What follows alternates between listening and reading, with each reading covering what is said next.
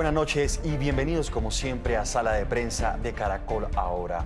Hoy sobre la mesa queremos hablar de las facultades extraordinarias que han querido de pronto darle al gobierno, o mejor, al presidente Gustavo Petro en cada una de las iniciativas de proyectos que se han presentado ante el Congreso de la República. Hoy es noticia el Plan Nacional de Desarrollo, continúa en discusión en el Congreso de la República. Han sido 2 días de debate, unos proyectos, o mejor, unos artículos han sido aprobados, otros han sido negados, pero también vamos a conocer un poco de las facultades extraordinarias que han aprobado en proyectos como la reforma tributaria, que están en la reforma pensional, en la reforma laboral y también el proyecto de la reforma a la justicia. Por eso hoy tenemos como invitados al exmagistrado de la Corte Constitucional, Luis Guillermo Guerrero, a quien le damos la bienvenida. Doctor Guerrero, bienvenido. Muy buenas noches, José Miguel. Muchas gracias por la invitación. Un gusto estar acá. Y también se encuentra con nosotros Pedro Viveros, analista político de Blue Radio. Don Pedro, bienvenido. Un saludo especial a usted y a toda la teleaudiencia y gracias por la invitación, José Miguel. Bueno, yo quiero que hablemos de algunos de los artículos y algunas de las polémicas que se han generado y alertas por parte de entes como la Fiscalía, de sectores políticos, como algunos partidos de la oposición, como es el caso del Centro Democrático, en donde se hablaba de 14 facultades extraordinarias que le querían dar al presidente Gustavo Petro en esta iniciativa de Plan Nacional de Desarrollo, que es ese plano, esa línea para los próximos 3 años y medio del gobierno nacional. Doctor Luis Guillermo Guerrero, yo quiero que primero entendamos un poco qué es una facultad extraordinaria, porque eso también es importante tener claro qué es esta terminología, por qué se utiliza y quiénes aprueban también esas facultades de la rama ejecutiva. Bueno, sí, a ver, las facultades extraordinarias están previstas en el artículo 150 de la Constitución, en el numeral 10 de ese artículo, y pues en un marco general, digamos que la función de hacer las leyes, de regular mediante las leyes los asuntos de interés general, le corresponde al Congreso.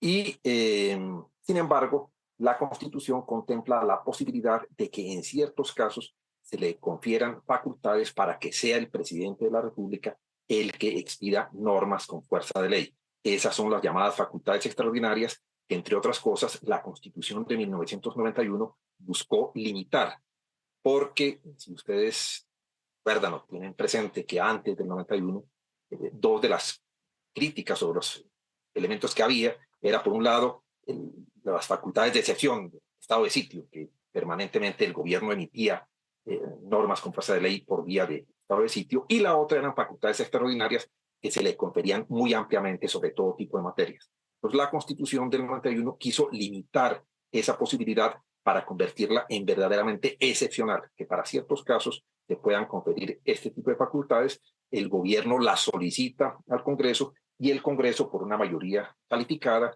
otorga las facultades por un término que es de 6 meses y que debe ser sobre materias precisas, o sea, debe definirse, bueno, para qué son las facultades, cuál es el ámbito en el cual el gobierno va a poder ejercer esa competencia extraordinaria de regulación con fuerza de ley.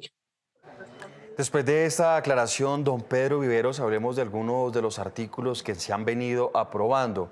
Por ejemplo, uno ahorita veía durante el transcurso de la tarde el debate que se viene dando en comisiones conjuntas sobre el Plan Nacional de Desarrollo y mucha gente, uno la veía cogiéndose la cabeza. Y sobre todo por ese artículo 82 y 83 que permite la contratación público-popular, por ejemplo, que el gobierno pueda contratar de manera directa con las juntas de acción local, la construcción de vías terciarias o también todo el tema de alimentación. ¿Este es un artículo del que hay que preocuparse o usted cómo lo ve? Pues mire, José Miguel, el Plan Nacional de Desarrollo, que es el del que usted me habla, se aprueba cada gobierno y es donde el mismo gobierno se fija sus metas.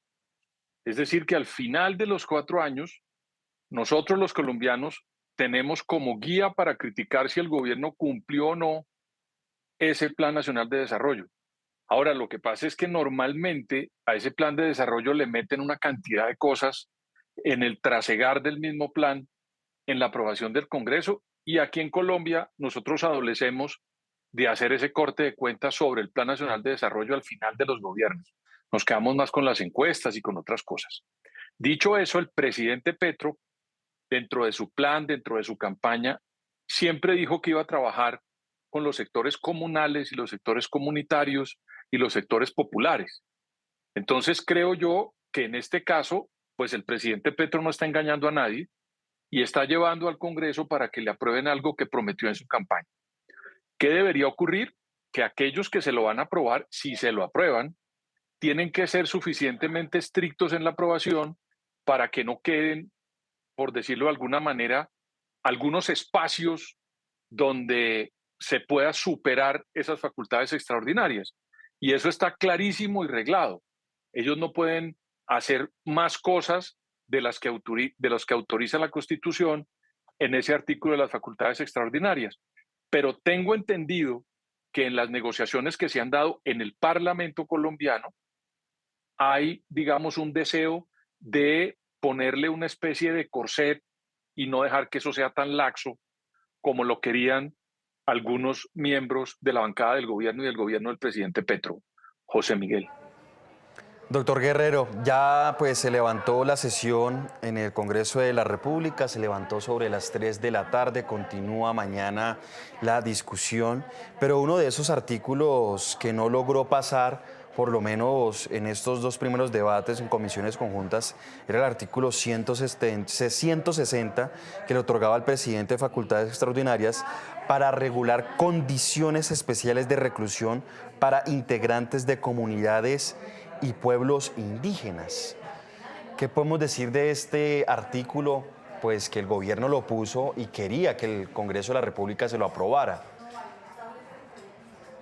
Bueno, a ver, me parece que este era uno de los artículos problemáticos, un poco en función de lo que acaba de señalar Pedro, de cuál es la naturaleza del plan de desarrollo, que es como el programa de acción que cada gobierno se plantea para sus 4 años de gestión y donde establece una serie de compromisos y cuáles son los lineamientos de su política de gobierno.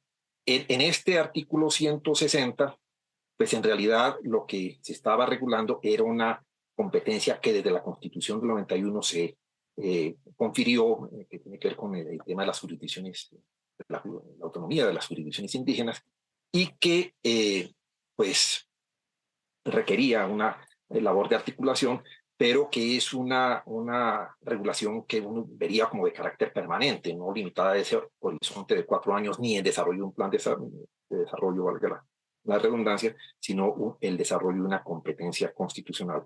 Entonces parecería que claramente excedía el ámbito de lo que es un plan de desarrollo. Yo creo que en ese caso el Congreso habría obrado en consonancia con esta línea que les estoy diciendo.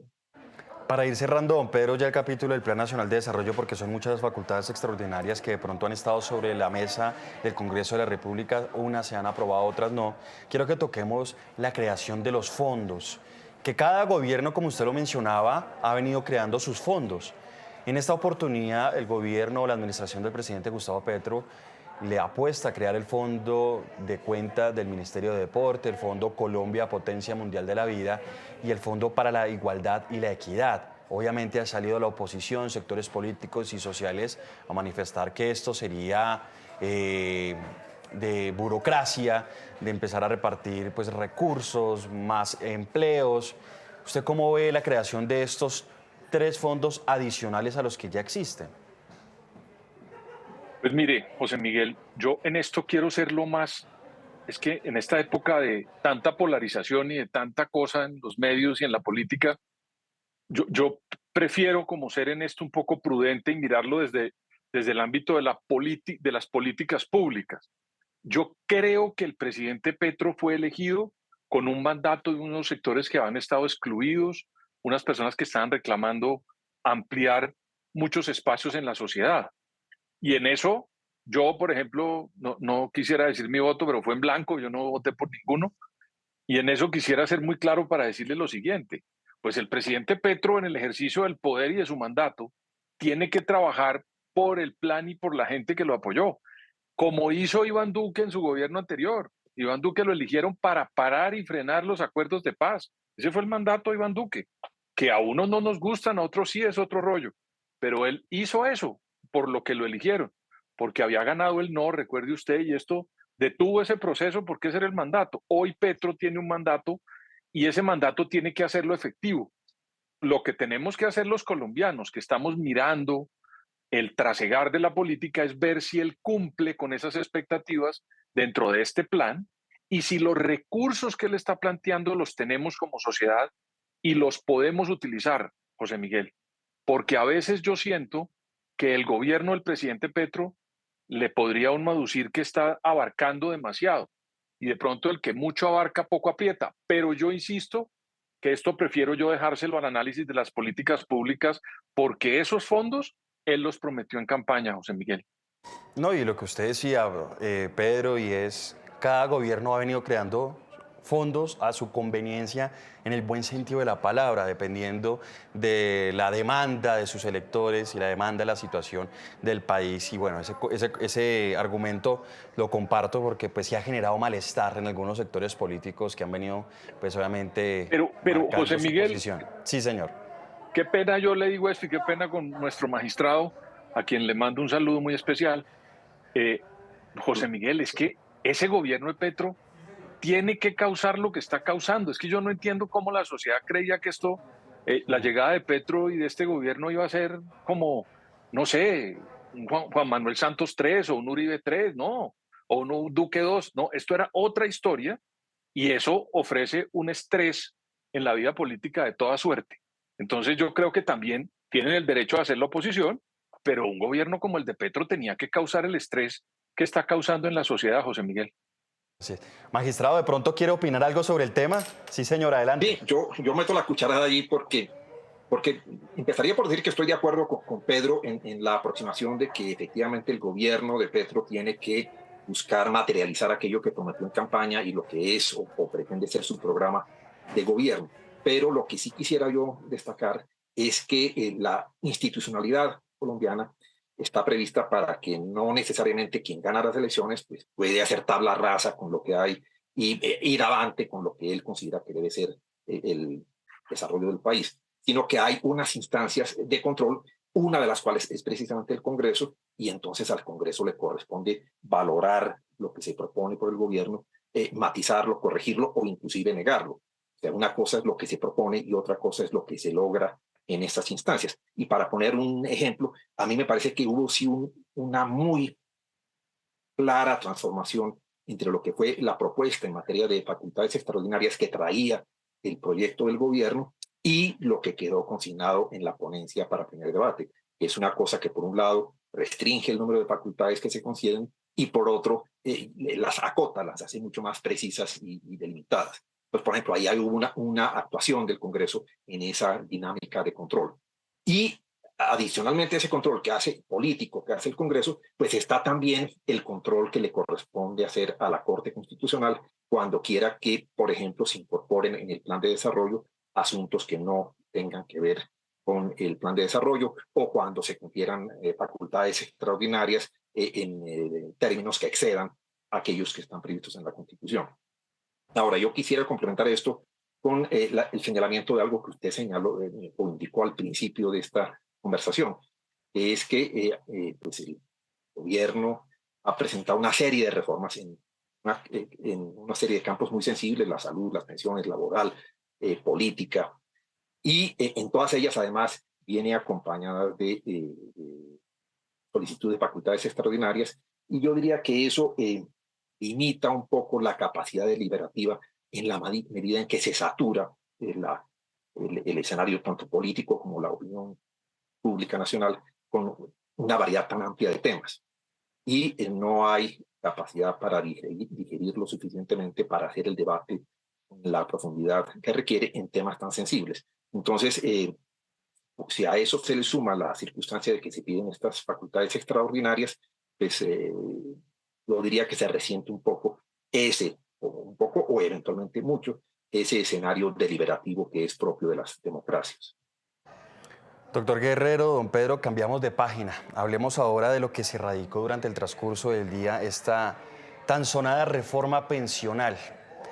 Aquí tengo el texto en mi celular, el texto que presentó y que ha enviado también a todos los medios de comunicación el gobierno nacional. Y don Pedro, acá estoy viendo artículo 89, facultades extraordinarias. El presidente determinar los Mire, ajustes en las estructuras, administración de recursos y demás disposiciones necesarias para el desarrollo de las nuevas funciones de esta ley para Colpensiones y armonizarla con el resto de su estructura. Puede hacer ajustes a esa estructura, administración, recursos y demás disposiciones necesarias para el desarrollo de las nuevas funciones para el Ministerio del Trabajo en concordancia con lo establecido en la presente ley. Ahí hay preocupación porque dicen puede mover, modificar y determinar las funciones de Colpensiones. pues mire, yo en esto ¿sabe a mí qué es lo que me preocupa de esta cantidad de iniciativas del gobierno? Que el Parlamento nuestro no es un Parlamento tan independiente y que no tenga una unidad de digestión legislativa. Ojo el término, José Miguel, digestión legislativa, porque creo que lo que está pasando es que meten una cantidad de proyectos al mismo tiempo por diferentes lados y yo creería que adentro debe haber una especie de grupo de digestión para ver qué es lo que conviene y qué no conviene examinar para poder tramitar las leyes. Mire usted que, por ejemplo, el señor presidente del Congreso, el doctor Roy Barreras, pidió unas facultades, un periodo extras para hacer las sesiones, iniciarlas con antelación, y hasta el día de hoy comenzamos los debates y hemos perdido una cantidad enorme de tiempo porque no estábamos preparados y porque no le han hecho esa digestión legislativa. Y esto lo que provoca es que supongamos que alguno de los proyectos sí las necesita, las facultades extraordinarias, pero por la gran cantidad de proyectos y de intenciones que hay, por el lado del plan de desarrollo, por el lado de la legislatura normal del Congreso, pues puede uno terminar hundiendo, se pueden terminar hundiendo por falta, le repito, de examinar cuál es la conveniencia de las leyes para este país y pueden terminar extrapolándose algunas leyes o perdiéndose unas leyes que son importantes o no otorgándoles facultades al gobierno cuando corresponde. Porque yo creo que hay una gran congestión. ¿Y sabe qué me sorprende también, José Miguel? No veo el liderazgo de contexto de los miembros del gobierno para poder, digamos, que esas leyes o esas propuestas que tienen tengan el consentimiento de la mayoría de los colombianos, porque no he sentido y no he visto a esos voceros del gobierno hacer esa especie de contexto para que entendamos nosotros qué se pretende con cada una de las leyes. Yo, por estar pensando en la reforma a la salud, se nos están metiendo por otro lado una cantidad de leyes que no entendemos y que no vemos. Y a mí me parece que eso no es bueno, José Miguel. Así. Pues hablemos con el experto en la materia, que es el magistrado Luis Guillermo Guerrero, que Pedro dice algo que es muy valioso y es en esa dinámica que tiene el Congreso de la República, en estas transformaciones, en estas transiciones de gobierno, en esa digestión que tienen que empezar a trabajar los congresistas, más cuando ya va a empezar la campaña por las elecciones regionales, que eso también es otra piedra que se puede ahí pasar en el camino, entra un papel fundamental que es el de la Corte. Es esa supervisión, esa vigilancia, esa labor que hace la alta corte, en donde en muchas oportunidades se tumban artículos o incluso se tumban leyes que, como dice Pedro, pueden ser leyes prioritarias e importantes, pero por esa falta de agilidad, falta de estudio, la Corte es la que tiene la última palabra en algunos casos.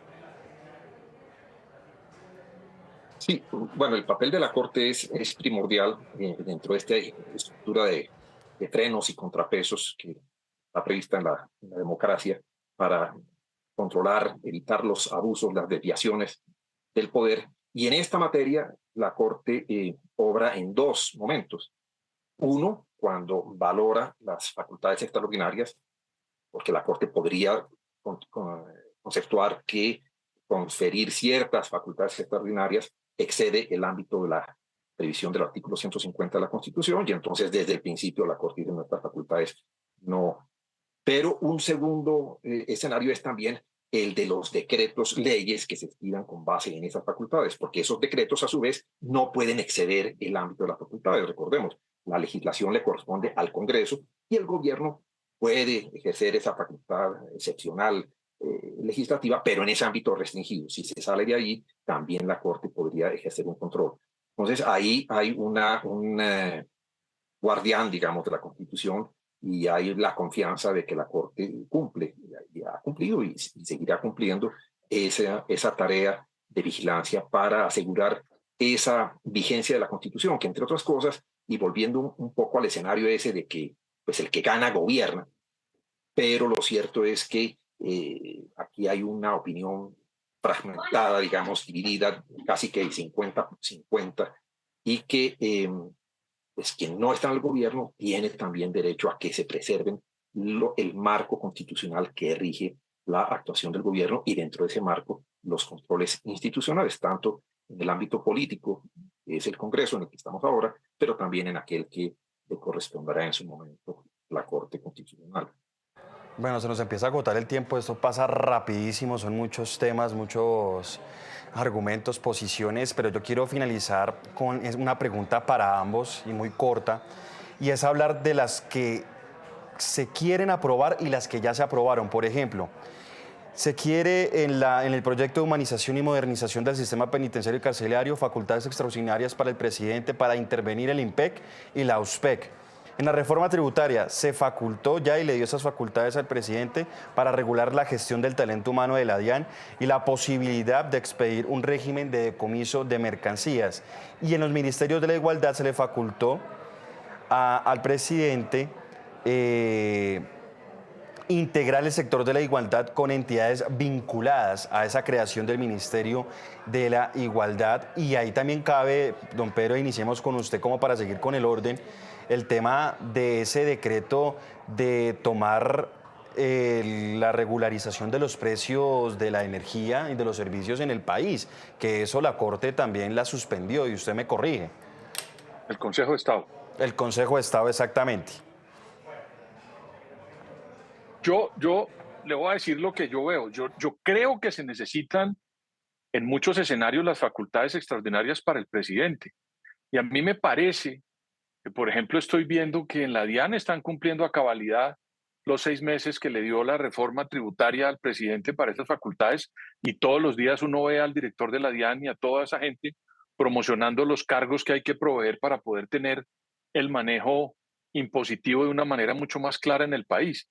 Y eso salió de una ley que fue tramitada, que fue debatida, que llegaron con unas expectativas, se dieron las negociaciones en el Congreso y se dio el balance que corresponde a una ley tan importante como la tributaria.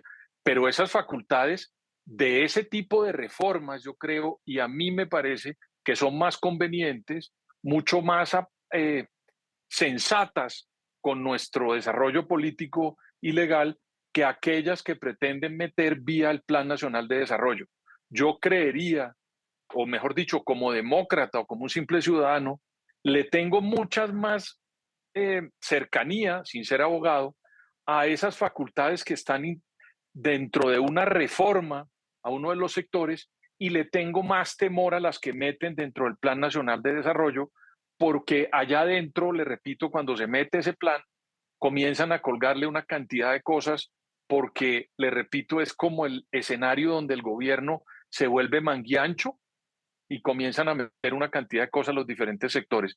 Entonces, para simplemente decírselo, yo creo que es mucho más importante aquellas facultades extraordinarias que se le otorgan al presidente en una reforma tan grande como la de la salud, por ejemplo, o como la pensional, o la laboral, o la reforma tributaria, que las facultades que le están metiendo en muchos casos a todos los gobiernos vía el Plan Nacional de Desarrollo. Es que el proyecto del Plan Nacional de Desarrollo, 356 artículos, aproximadamente 89 páginas, es eso, y discutirse en 2 días, 3 días, pues bueno, es tiempo récord. Magistrado, al respecto. Sí, a ver, yo coincido parcialmente con lo que acaba de decir Pedro. Yo creo que en materia del plan de desarrollo, al ser una forma tan amplia, tan multitemática, como ha dicho la Corte Constitucional, pues tienen cabida una cantidad de temas planteados en términos muy generales. y entonces el riesgo de que por esa vía se confieran unas facultades excesivamente amplias es grande.